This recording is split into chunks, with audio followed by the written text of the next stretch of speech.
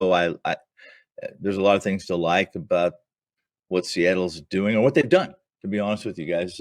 And I personally like teams like this because we go back to 2019. I think the three of us, or the four of us even, would agree that this team was just awful. Despite the fact that I think they started 13-2 that season.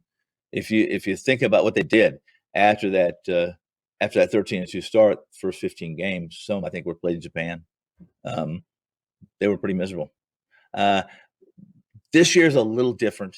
Again, last year, let me jump to last year. Last year they were only 2 games. Believe it or not, this Seattle team last year, I think, were only 2 games out of a playoff spot, 27-33 in that 60-game sprint, guys.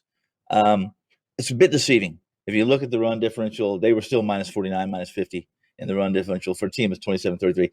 If you like and follow and believe in the Pythagorean theorem of win-loss, maybe the base runs and some of the metric sites out there, they would say this team was not 27-33. It's irrelevant. Again, I don't know what to do with last season as far as translating into this season's information, other than probably just leave it alone. I think you just leave it alone, and there'll be some things that will eventually come out, or at least we can make theories on such. But this year, what do we say about a team that finally listen, there's nothing to expect. There's nothing really. This team's not going to be mishandling contracts. There's nobody playing for a contract. There's nobody looking to bail. And sometimes the most dangerous teams are the ones that don't have anything to lose, especially in baseball. I don't expect Seattle to exceed expectations according to the bookmakers' numbers.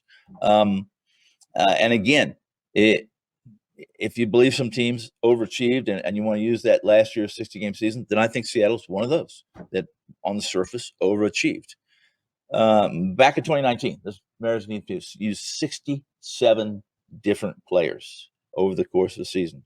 That's a lot, guys. They had 27, I think 27 or all 60 starts truly last year, included 27 from their 24-year-old trio. Justin Sheffield, Justin Dunn, and Mr. Nick Marg. This team does what bad teams are supposed to do. They mess games up. They lose more than they win.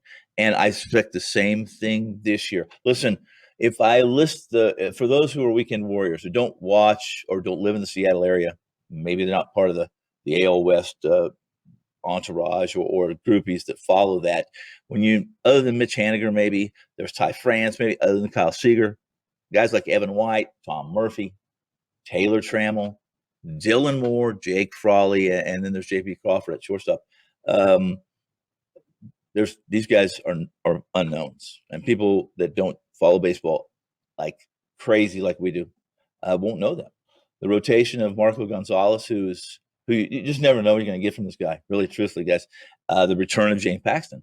There's Flex, and then there's the youngsters, the Sheffields, Dunns, et cetera, Rafael Montero at the closer position. This is a team that I'm confident. I have no problems whatsoever playing under that 71. I like the fact that we have the Seattle team because we can make some money playing against them in certain situations and playing on them. But under 71 would be my play.